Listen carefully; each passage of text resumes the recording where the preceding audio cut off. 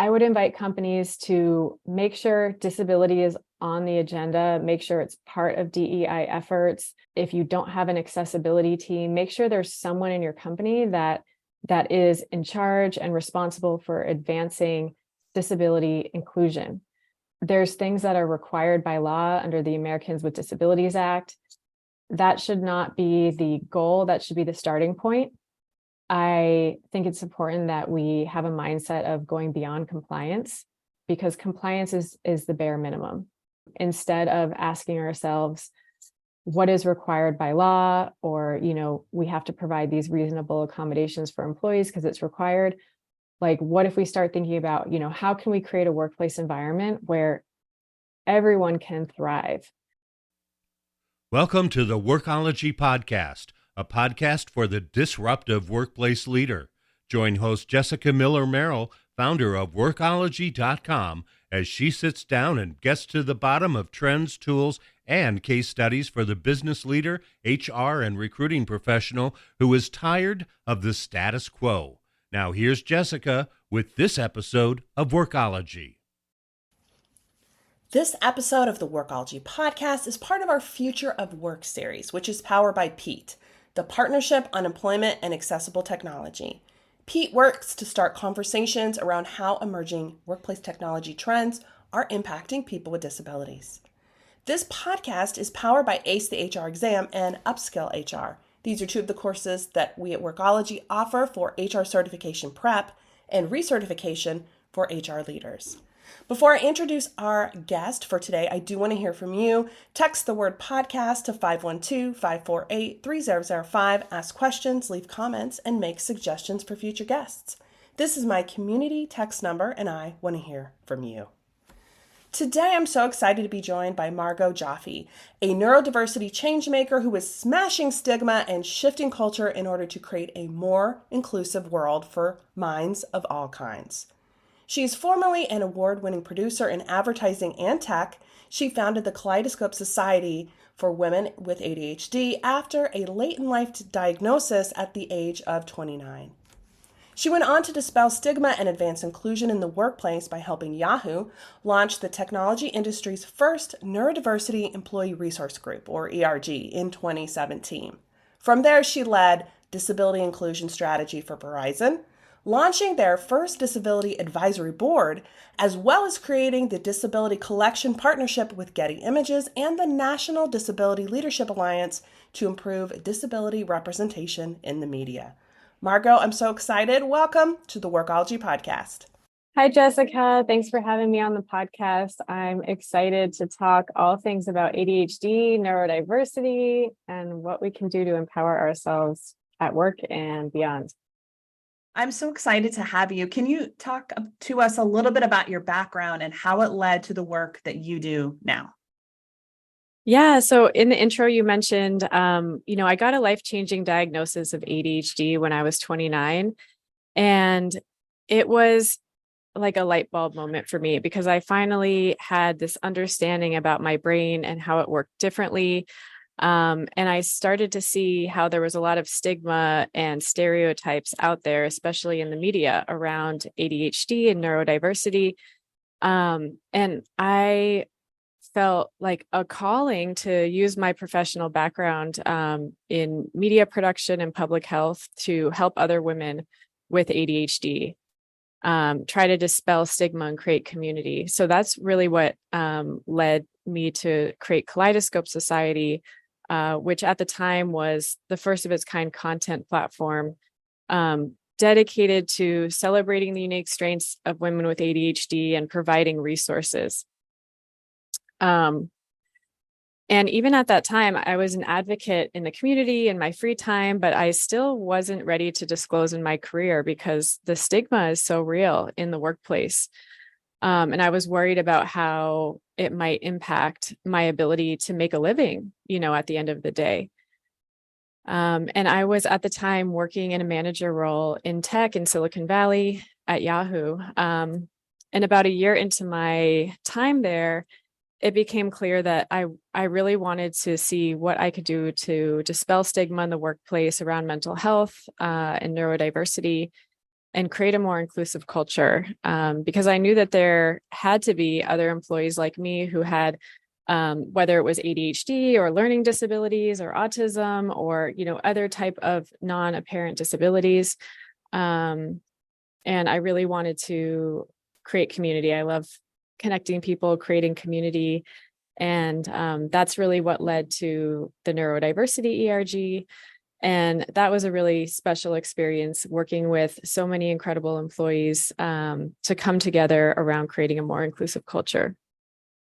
And fast forward, I won't go through all the story because it's going to start going on and on. But I think through all of that time and through being quote unquote, out or public about my diagnosis in the workplace, I just had so many people coming to me in my DMs on LinkedIn or pulling me aside at work with questions about how to navigate work with ADHD, how to manage different aspects of it. And I really saw a need and an opportunity to create a resource to help people learn more about ADHD in their career and how to work with their ADHD more easily at work.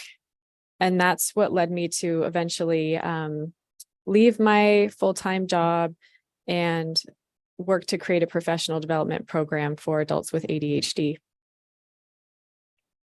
Also exciting and timely. I feel like there is so many conversations happening now about mental health, neurodiversity, and ADHD. So what a visionary that you were, and making your workplace a better place for you and so many other people. It's interesting because, like when I hear words like visionary or you're so courageous or you're so inspiring, like I don't even really see it like that. I'm a problem solver. I see something, I see where there's an issue and I just take a step. And I think that that's an opportunity that we all have, like wherever we are in our lives. Like when we see something that's not working, it doesn't have to be a huge initiative or a global campaign. I encourage everyone to think about how they can make a difference in their own life. And it can start with a conversation. Like one conversation can save a life, can change a life. And I really believe that. So anyway, tangent back to, we can go back to your question. I forgot. Did you ask me a question or? I haven't Okay. asked yet. I haven't asked yet, but it's interesting that you say that, you saw a problem and you presented a solution, because I feel that way about a lot of the work I do myself. And I think that maybe that's how true visionaries really are. So you co-founded the Great ADHD Reset in 2021, and we're going to link to the website in the show notes for everyone. But can you tell us about what the program is and how it works? Yeah, so the Great ADHD Reset, it's a 9-week professional development program for adults with ADHD. And it's all about creating a supportive space for professionals with ADHD to learn about ADHD, to learn more about how to work with their unique brain in their career instead of against it.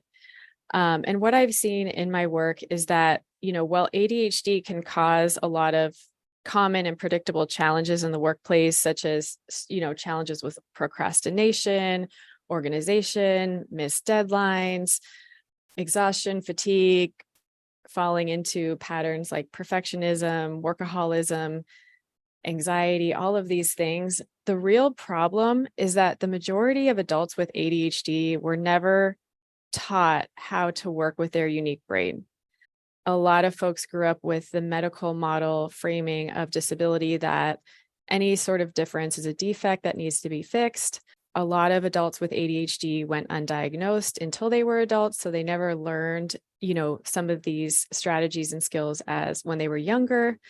And then for folks who were diagnosed when they were younger, a lot of them were medicated but not educated. So maybe they had access to ADHD medication or other treatment options, but may not have received education or had a safe and affirming space to practice strategies and skills that can be supportive to them in their daily life.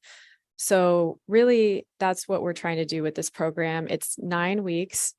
it is structured learning in community. So it's a cohort-based model, meaning it's like a group. Each cohort is up to 15 people from all different companies. We see that a lot of folks work in tech, and I think it's just because of the background of my partner and I. So I failed to mention I co-created this program in partnership with Kathy Rashidian. She's a certified ADHD coach and a certified executive coach. She's also a coach trainer for ADCA, the ADD Coach Academy. So she trains other ADHD coaches. So we came together and combined our professional expertise and our lived experience. We're both women with ADHD to create a structured 9-week program. And throughout the 9 weeks, the participants explore and practice compassionate and sustainable strategies for working with ADHD. And I really want to underscore compassionate and sustainable, because people with ADHD receive a lot of advice and, well-intentioned advice about how to manage ADHD. But a lot of folks with ADHD struggle with things like burnout, workaholism, and we know that trying harder is not the answer. So I could talk a lot about the program, but I think what I'm most proud of is that a lot of our participants, the feedback they give at the end is that they walk away with greater love and acceptance for themselves. And I think that's the most powerful thing that we can do is learn how to love and accept ourselves, because everything flows from there. I love that. And what a fantastic program, helping so many different people.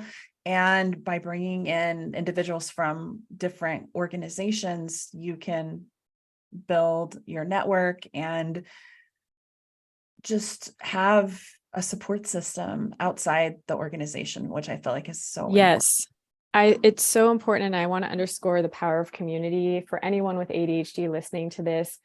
Don't do ADHD alone. My partner, Kathy, talks about that. I love that phrase that she uses. Community can be so helpful, whether that's joining a local support group or an online support group, or joining any type of community that's designed to be supportive for folks with ADHD, because there can be such a power in having a space to share your experiences, feel seen and understood, and, build friendships, and also have a space where you can laugh about it too, right? So I think everyone needs a safe space where they can share their ADHD experiences and feel the power and the joy of being in community with others.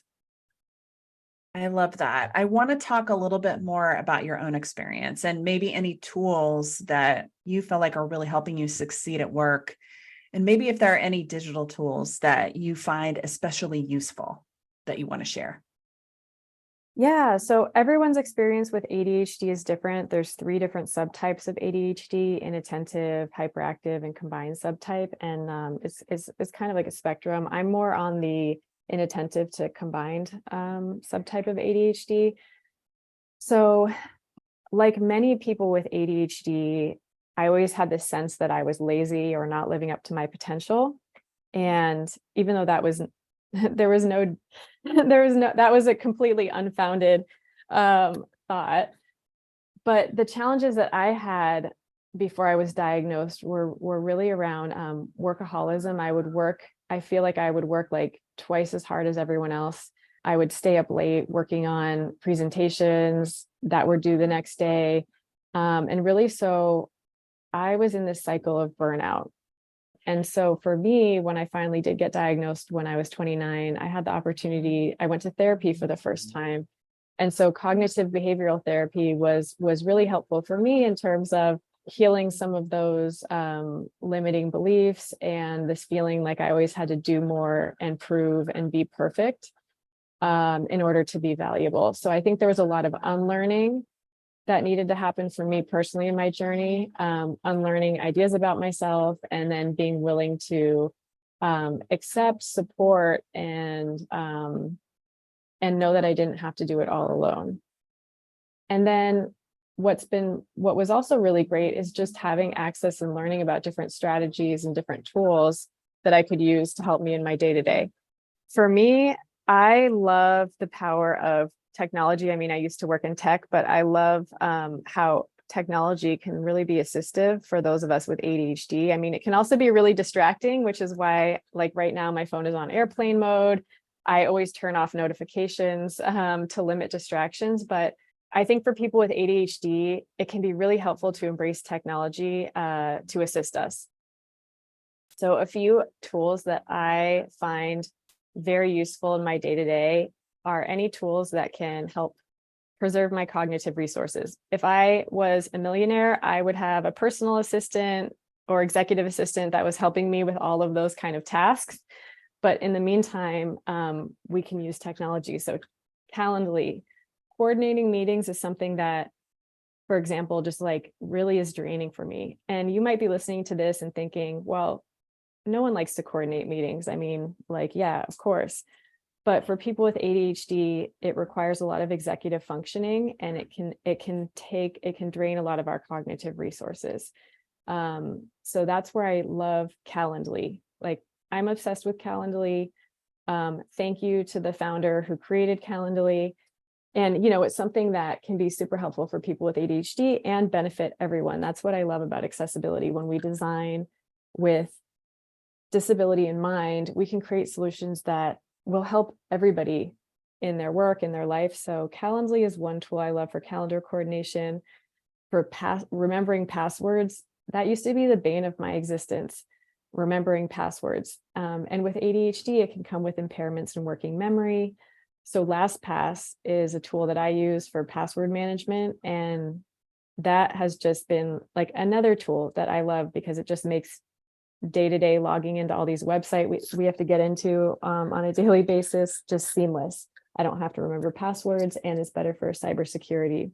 I'm really excited right now about ChatGPT. I just started using it a couple weeks ago, and other AI tools through the lens of thinking about how it can be an assistive technology for people with ADHD.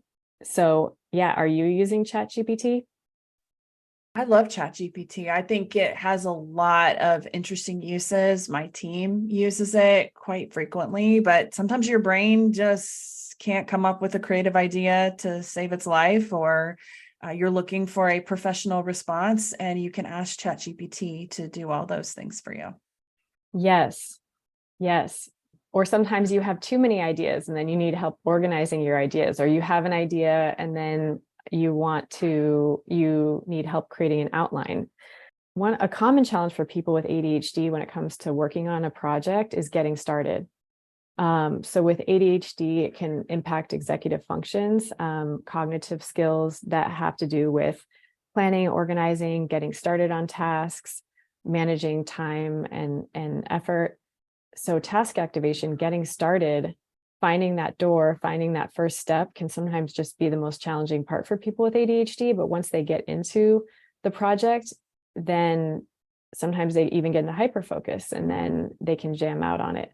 So I think that's where ChatGPT can also be assistive in getting started on a project. If you have a big project, you could use ChatGPT as like a sounding board to say, tell it what the project is. Here, I'm working on this project. Create an outline for me of the steps that I need to take. And then you have an outline. Step 1, start here. Sometimes we just need help taking that first step.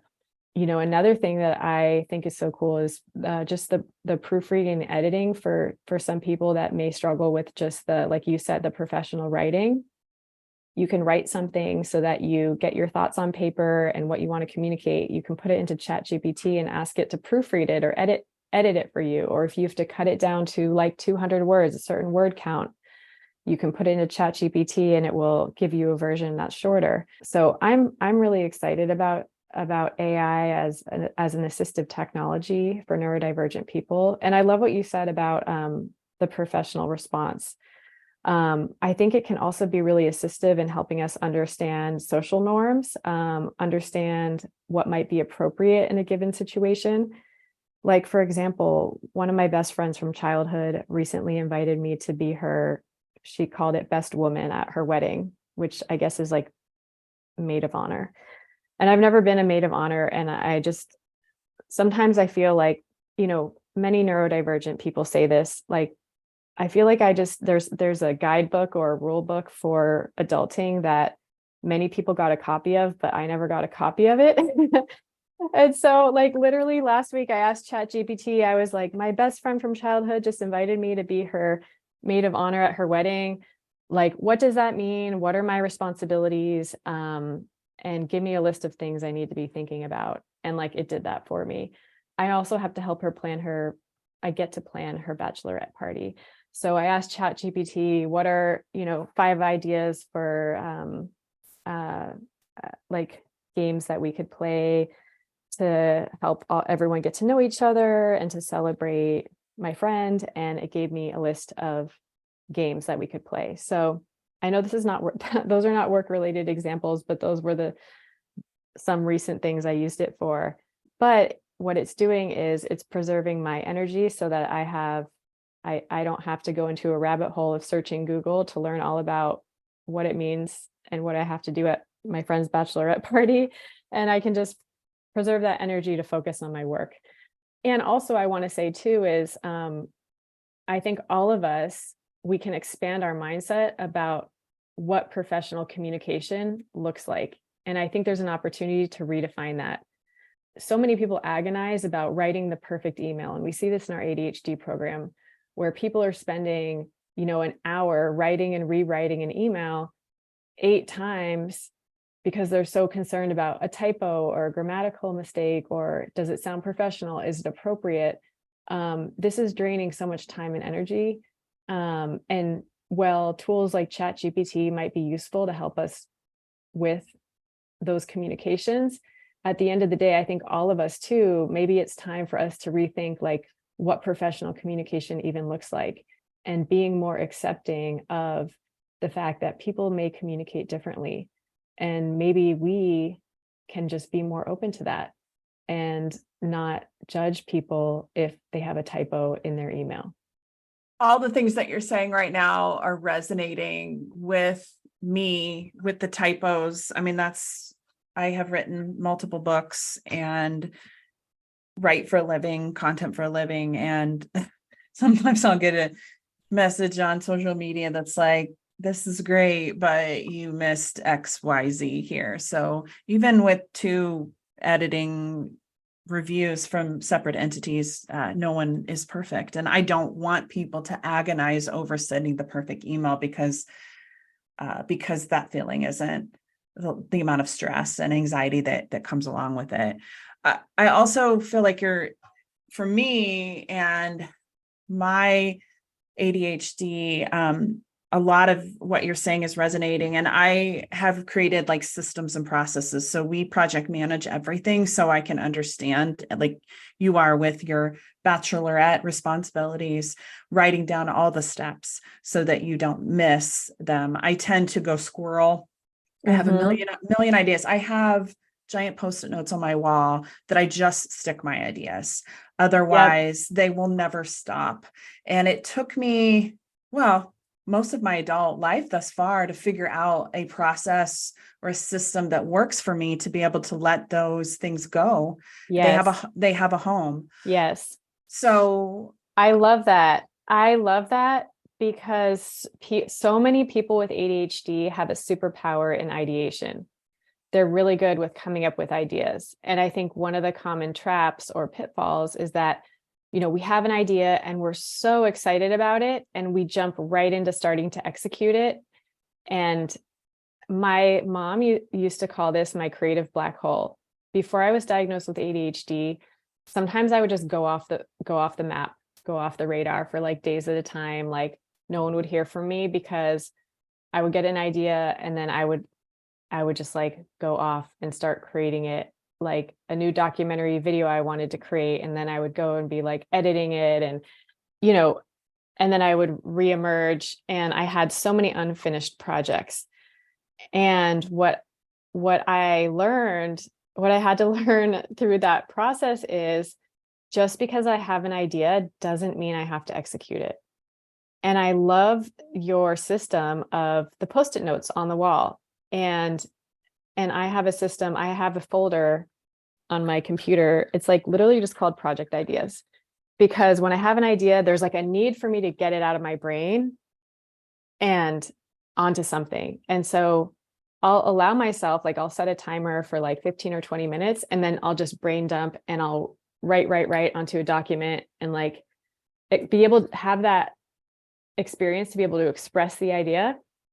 And then I just like, then I close the document and I go back to what I need to be doing in my day.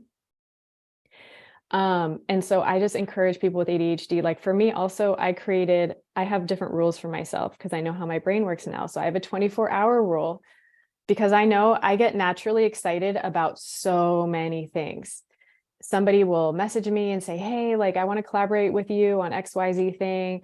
And I'll be like, oh my gosh, that's such a great idea. Yes, I want to do it. But now I have a system where I sleep on it. I sleep on everything. I give myself 24 hours before before committing time, energy, or money, significant time, energy, or money to something. I make myself wait 24 hours because of the ADHD impulsiveness and just I just know I have genuine excitement and enthusiasm. But the reality is we only have 24 hours in a day. So yeah, I know I'm going off the topic of our interview outline, but I love how you've created a system for yourself so that you have a home, you can capture all the brilliant ideas, and then later you can come back and decide which ones you want to pursue, if at all. Yes, because if I don't do it this way, I will, like you're talking about, hyperfixate. I will stand up in a completely new website, launch a new business idea in under 24 hours and just abandon all other things out of I can't even explain it. It just is like being on drugs. I can't think about anything else. It will take over your life. So it really will. It really will. And I think and that can be a superpower when we can channel it in a way that's going to be supportive for us. Absolutely. Well, I want to redirect back on topic just a little bit and talk about employers and diversity. So how can we as employers maybe show our employees and job candidates that we're prioritizing diversity and inclusion and accessibility specifically for neurodiverse individuals? Yes. This is such an important question. And thank you for all the work you're doing with this podcast and educating employers, because we see so many disparities when it comes to employment for people with disabilities.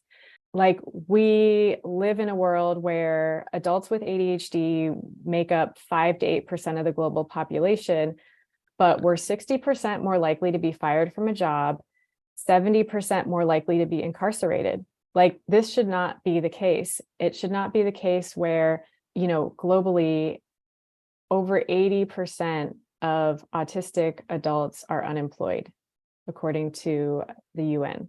This is just should not be the case. And it doesn't have to be. It doesn't have to be this way.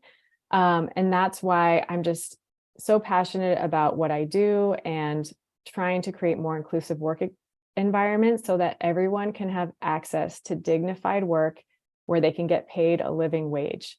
And so employers, disability inclusion needs to be a priority. Disability inclusion needs to be part of overall DEI efforts, diversity, equity, and inclusion efforts. And unfortunately, disability sometimes is left out of the diversity conversation.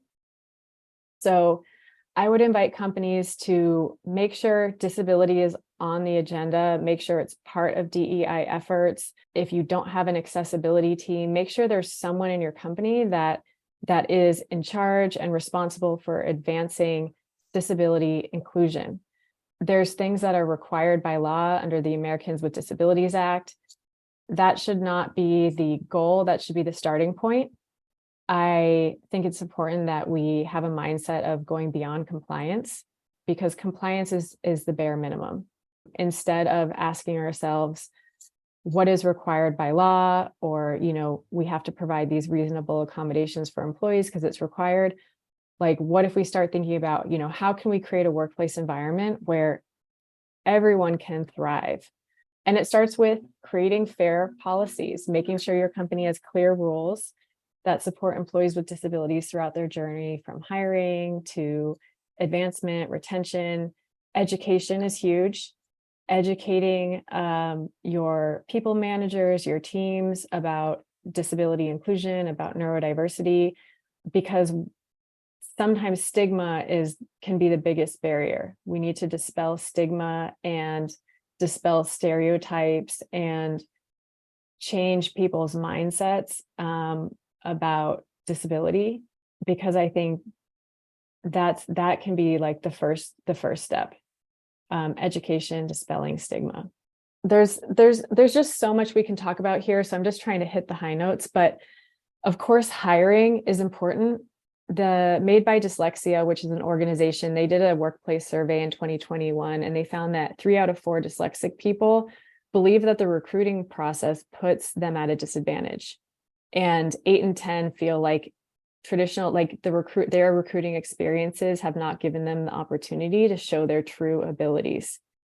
So there's a lot of barriers in even just the process to apply for a job and get a job.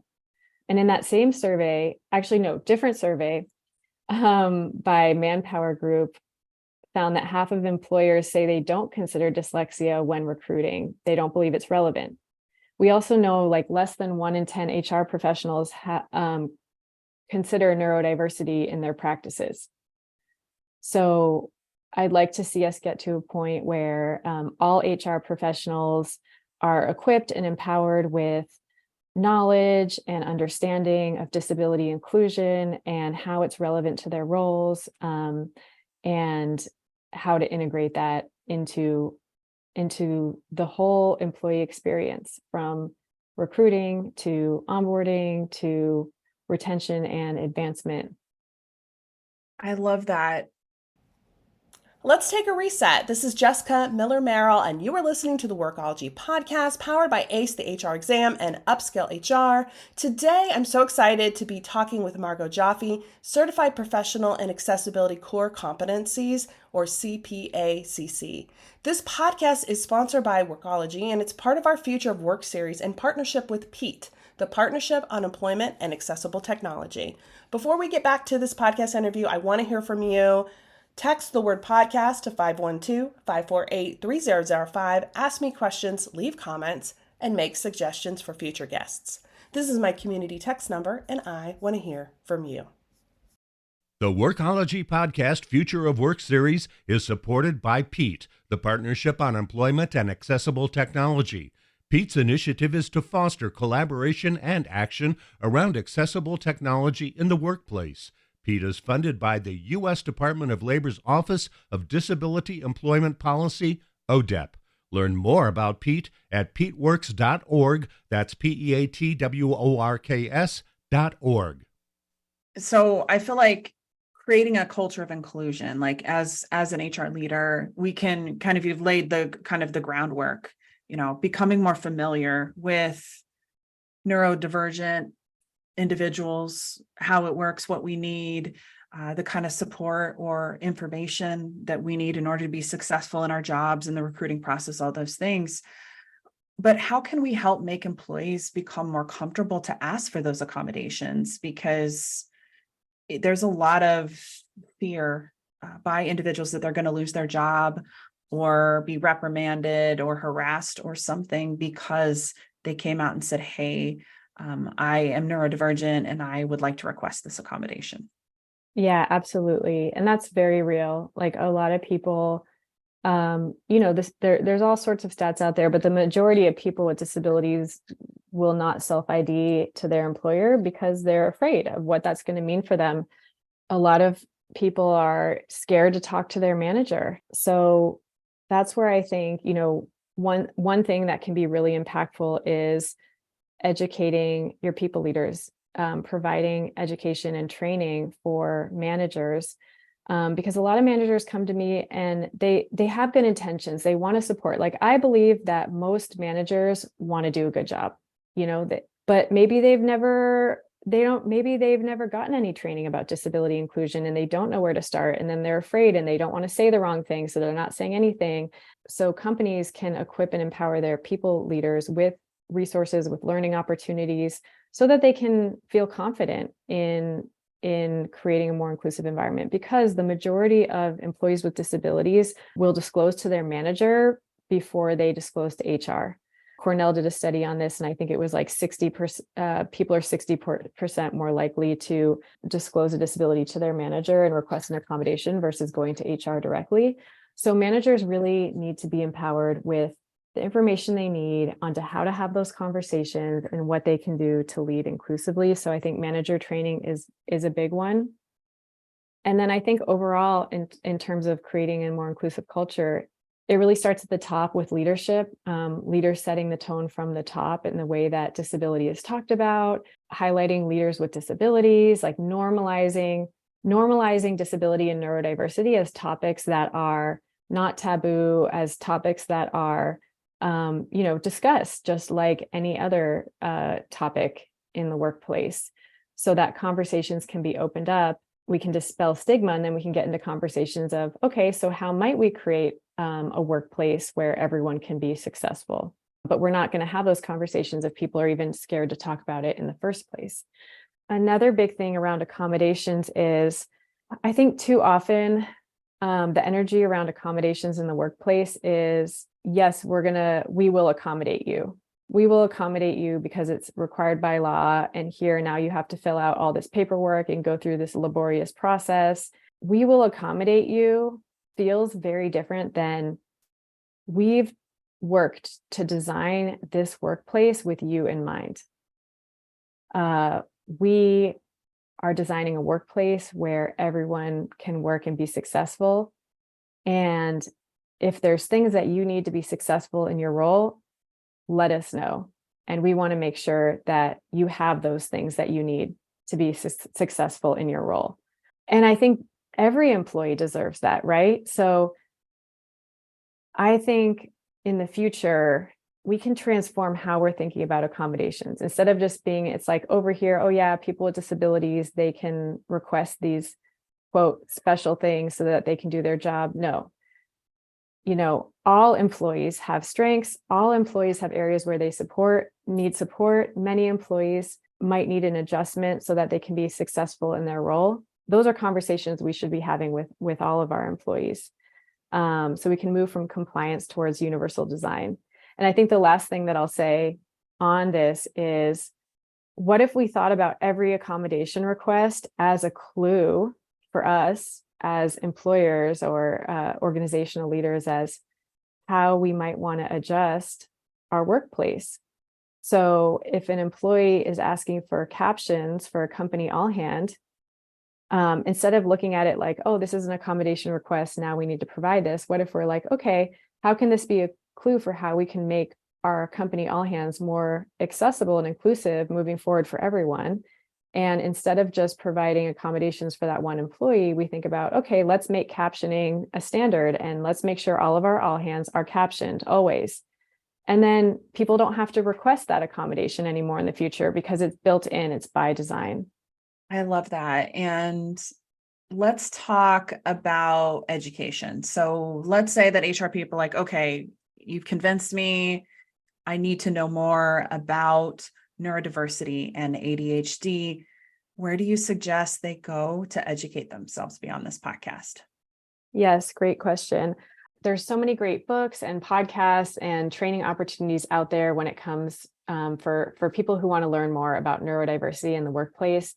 I've curated some of these resources on my website, margauxjoffe.com/resources. You can find books about neurodiversity, other consultants, experts, on-demand LinkedIn learning courses about neurodiversity in the workplace. So there's some resources there to get you started.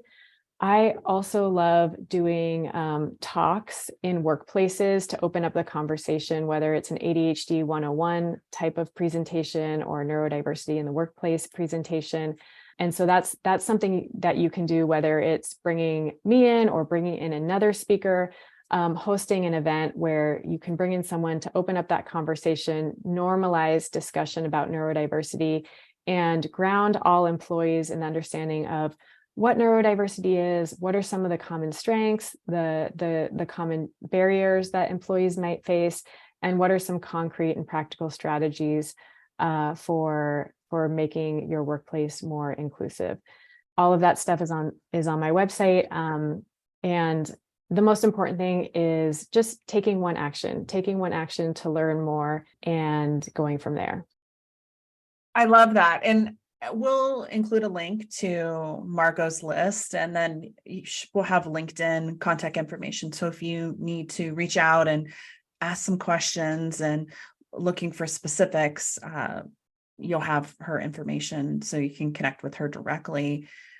Last question, because we were talking about this on our prep call when we first connected, because I love remote work and I think it's fantastic for me and my team. But how do you feel like the rise in remote work has helped, or has it hindered employees with ADHD? So remote work has been something that many people with disabilities have been asking for a long time. And due to COVID, it opened up the opportunity out of necessity for remote work to become more of a norm. So I think it's great that we're now in a place where there's a lot more flexibility around work arrangements and more people have access to the possibility to work remotely. I think it's opened so many doors, especially for employees who have all different types of disabilities, as well as people who, for whatever other reasons, may need access to flexible work and working remote. So I think overall, it's great that remote work is an option. I will say that remote work, on the other hand, doesn't work for everyone. And I think we need to be mindful of that. There's many, many different reasons. People may not have access to dedicated workspaces in their home. They may not have physical space or an environment that will be conducive for them to work for any number of reasons. For people with ADHD, like I said earlier on this interview, everyone with ADHD is different and has different ways in which they work best. For many people with ADHD, the open office environment is very distracting, and it may be challenging for them to be productive in a busy office environment where there's other people around. For other people with ADHD, they actually need that body doubling. They need to be in an environment where people are working because it helps them get in the zone of focus, because they see other people working and they have that dedicated desk and workspace that may be free from some distractions, where at home, it may be more challenging for them to work. It may be more distracting. So I've heard from, there's been people with ADHD in our course that say that working from home has been very challenging for them because of the lack of structure, the lack of routine in their day. It's been hard for them to create boundaries and kind of structure their day for themselves. So everyone's different. I would say for people with ADHD that are struggling with the unstructuredness of work from home, there's different things you can try. One participant in our program, his company had gone fully remote, and he had some young kids and didn't have a quiet place in his home to even work. So he requested from his manager if they could subsidize for him to get a WeWork office. And so he goes in and he has a desk. So he now has a work environment where he can go, and that's been really helpful for him as an example. Another strategy that people can try is virtual body doubling. So body doubling is a term that you may have heard of in the ADHD community. Simply means you do something with someone else present. And there's lots of tools like FocusMate and other tools that allow you to be matched with someone else and have a structured work time where for 20 minutes or 30 minutes or 50 minutes, you work on one task with another person. You work independently, but you're on like a video call with someone else, and you have your microphone off and your camera off. So FocusMate is an example of a fantastic tool that can support body doubling. You can even do it with yourself. Like my business partner and I, sometimes if we have something we're procrastinating, we'll send each other a voice message on WhatsApp and say, hey, like, I need to get XYZ thing done. I'm going to work on it at 1 p.m. and I'm going to let you know when I update it, when I finish it. And so sometimes we do simple things like that to just support each other with structure, accountability, body doubling to get things done.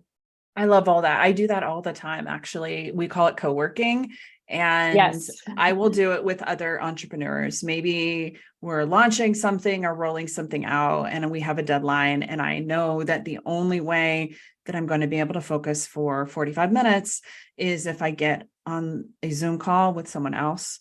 They're working too, and we just sit in complete silence and work on our things, but it gets the job done.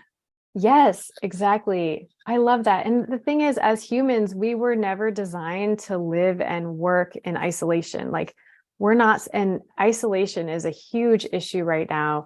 That's leading to a lot of depression, just across the board, ADHD or not. And it's something that as an entrepreneur, that's the biggest thing that I struggle with is isolation and loneliness of working alone, living alone. And so we need to proactively reach for each other, like reach out to each other and support each other. I just did a silly, I'm saying it's not silly. I just did a little challenge with four other friends of mine with ADHD. I just said, hey, one of them was struggling with getting some stuff done. And I was like, hey, what if we do a 7-day challenge and take all these boring things we don't want to do and we'll make it fun. And so we, every day for 15 minutes, we did a challenge where we had to do something that was, we had been procrastinating, whether it was like making that overdue dentist appointment or paying that medical bill that's like collecting fees. I said it again earlier, the power of community and doing things together can make the experience just so much more fun, and coming together and supporting each other. It's something that's so important. Well, Margaux, thank you so much for talking with us. I have links on the transcript of this podcast that includes like your recommended resources, your Twitter, your LinkedIn, as well as how to join the ADHD Reset program. But I thank you so much for taking the time to chat with us today. Thank you so much for having me. The workplace has changed dramatically over the last few years, but it's important for us to know that we don't have to fear it or let it overwhelm us. I speak from experience here. Highlighting the positive elements around what we have learned and how we support employees with disabilities and our efforts to recruit them is such a broad topic, but it is really about progress over perfection. Margaux really helped us understand that it's important for employers to be aware of invisible disabilities like ADHD and how to support employees in a variety of ways to help them be successful. I haven't talked about my own ADHD diagnosis, so I really appreciate for Margaux just kind of helping me feel more comfortable, and I hope it helps you feel more comfortable. I really appreciate Margaux's insights and expertise on this essential podcast episode powered by Pete. Before we leave, I do want to hear from you. I want your input and insights too. Text the word podcast to 512-548-3005. Ask me questions, leave comments, and make suggestions for future guests. This is my community text number. I want to hear from you. Thank you so much for listening to this episode of the Workology Podcast, sponsored by Upskill HR and Ace the HR Exam. Have a great day.